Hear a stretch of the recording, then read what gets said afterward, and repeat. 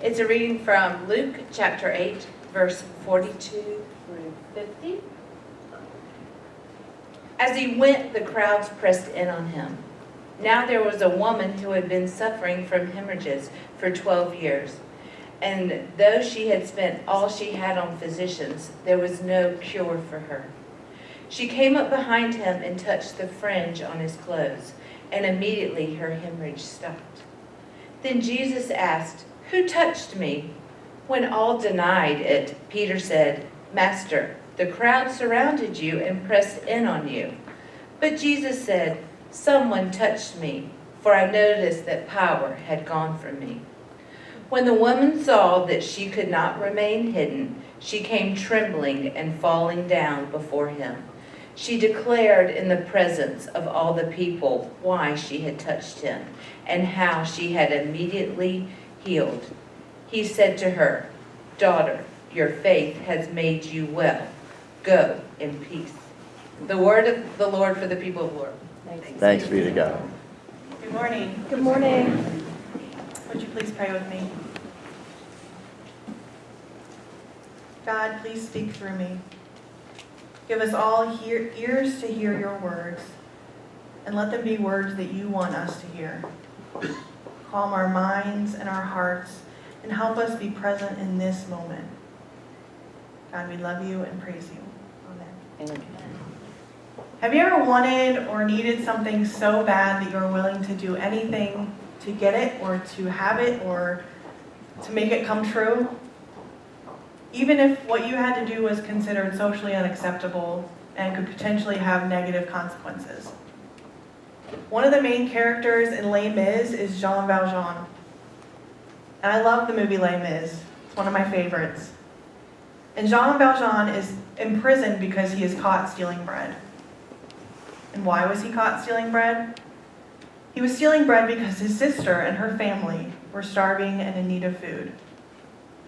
Jean Valjean saw the dire need of his family and knew that he needed to do something. He did this knowing that if he got caught, he would be in prison. However, his desire to serve and take care of his family was stronger than the fear he had of going to jail. He steals the bread, he's caught, and then he's imprisoned. And while Jean Valjean and the woman in the story we just heard are not the same, there is similarity in the desire and the need for healing.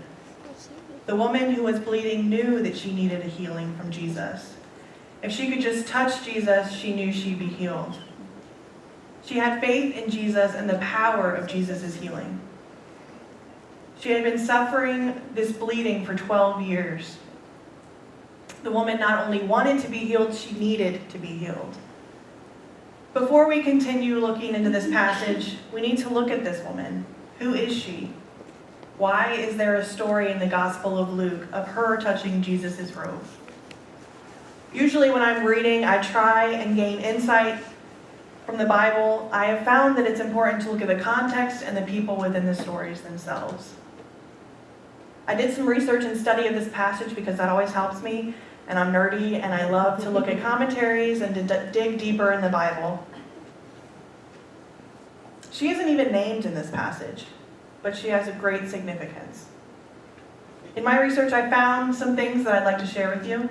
First, we can assume that this woman is younger than Jesus because he refers to her as daughter, not woman. And while she's younger than Jesus, she may be younger than Jesus, she probably is still married. She probably still has a family. Remember those two roles, a wife and a mother, as we continue to look at this passage.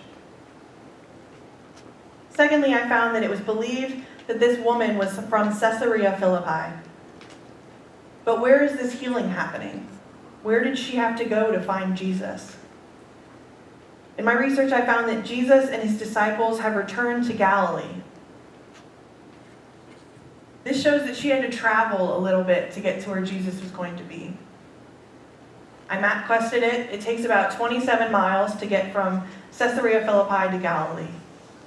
27 miles one way on foot.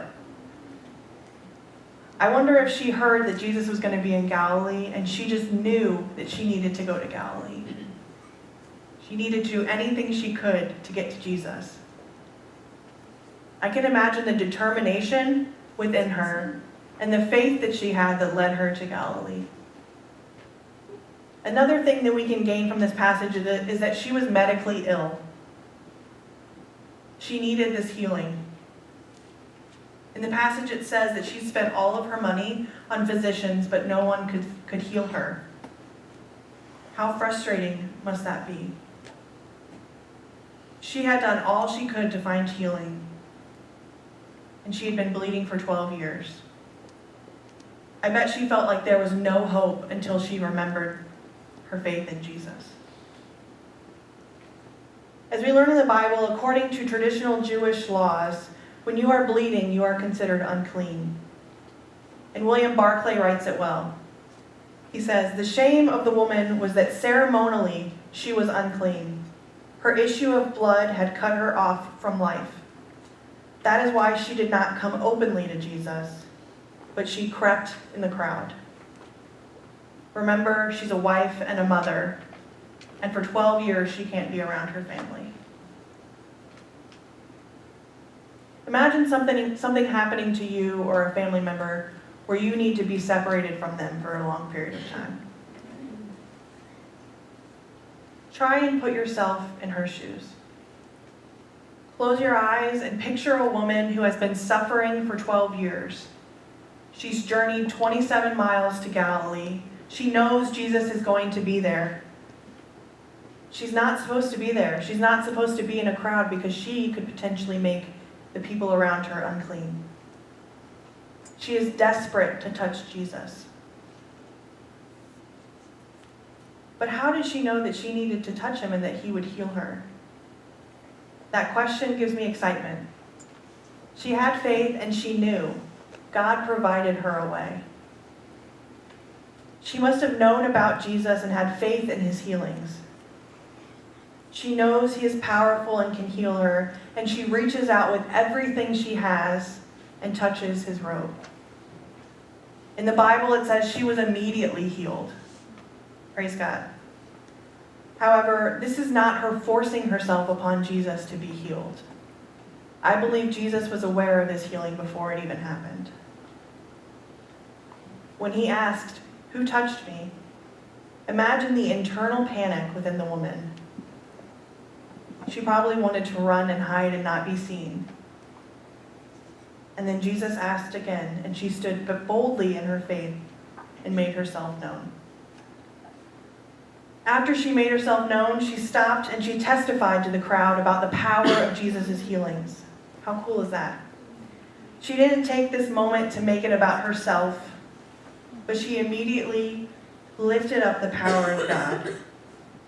And Jesus' response to her was beautiful. "Daughter, your faith has made you well. Go in peace." There's no doubt that this encounter with Jesus changed her life. I can only imagine the fire within her after this encounter with Jesus. So what does this have to do with our lives? How does this story even relate to the situations we're in, or the ways in which we live our lives and the faith that we have? I welcome and encourage those questions every time you read the Bible. I can spend hours talking about Jesus' healings and the power within those stories, but that's not my main point. I want to look at the faith of the woman. We have a lot to learn from her act of faith. She shows bravery, determination, and courage. One of my favorite authors and speakers is Brene Brown. She has spent a lot of her life studying as a social worker. She studies people. She studies things that people struggle with. She's had the opportunity to look at topics like vulnerability, courage, bravery, shame. And Brene Brown identifies herself as a storyteller researcher. She is known for her TED Talk about vulnerability, but has also done extensive research on courage and bravery. But Brene Brown writes in her most recent book, called Braving the Wilderness, "Vulnerability is not weakness. It is about the courage to show up and be seen when you don't know the outcome.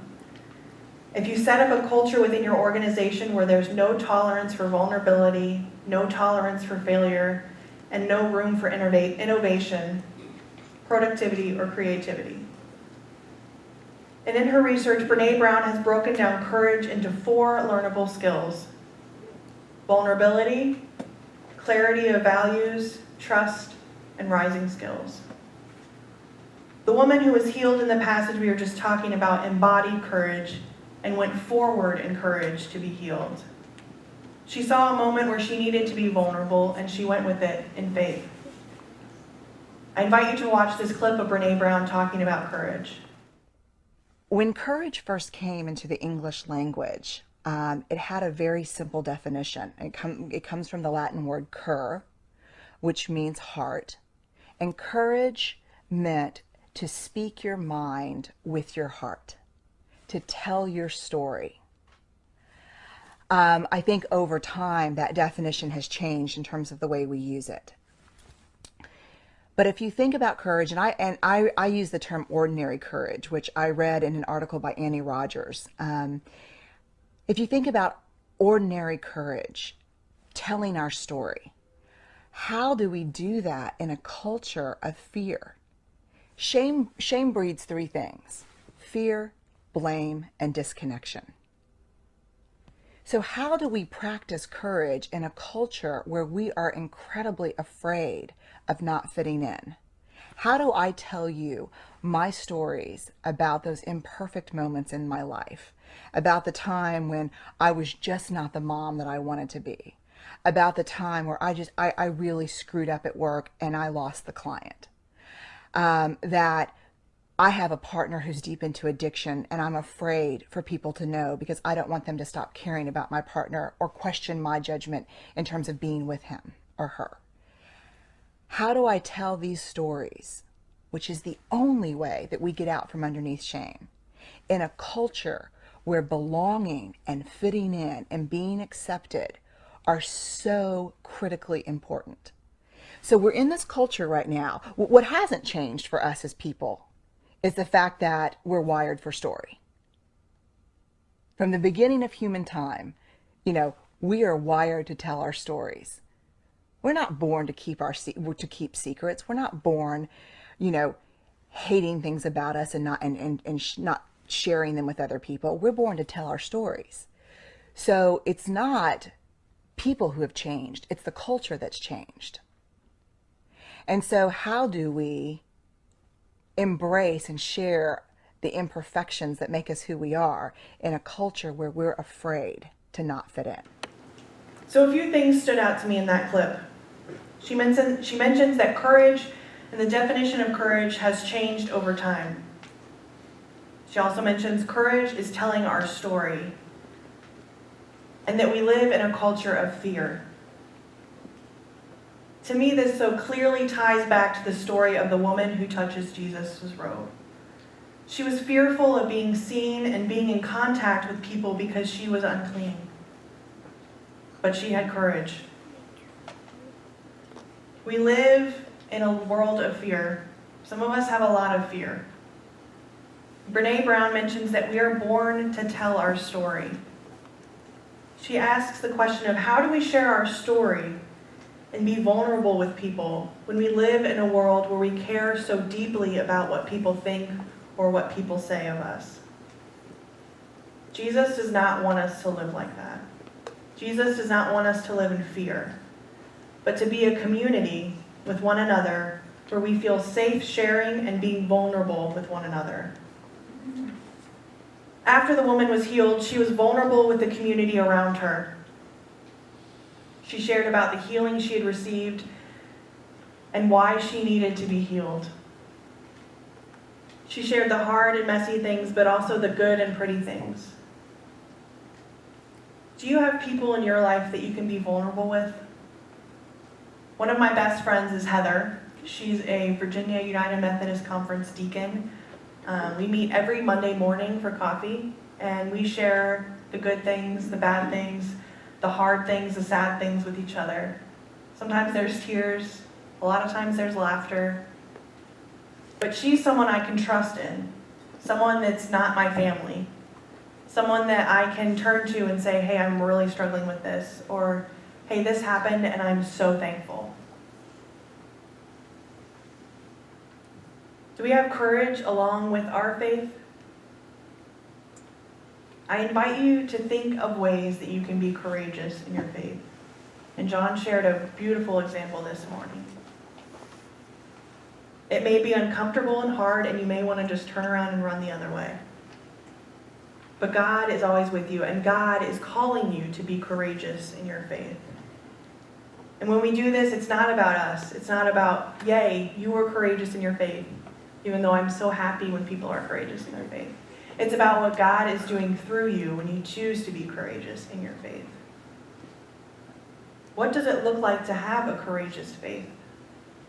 Maybe it's taking the next step to ask people you don't really know how they're doing, and really ask, not just want the, pretty and clean answer. Maybe it's signing up to help with Pender Rocks the Block and share your faith that way. Maybe it's taking the next step and joining a Bible study here at Pender. Try and think about that this week. I encourage you to think about that this week. How can you take this next step in being courageous in your faith? And I think in all we do, God will be with us and work through us. So thanks be to God. Amen.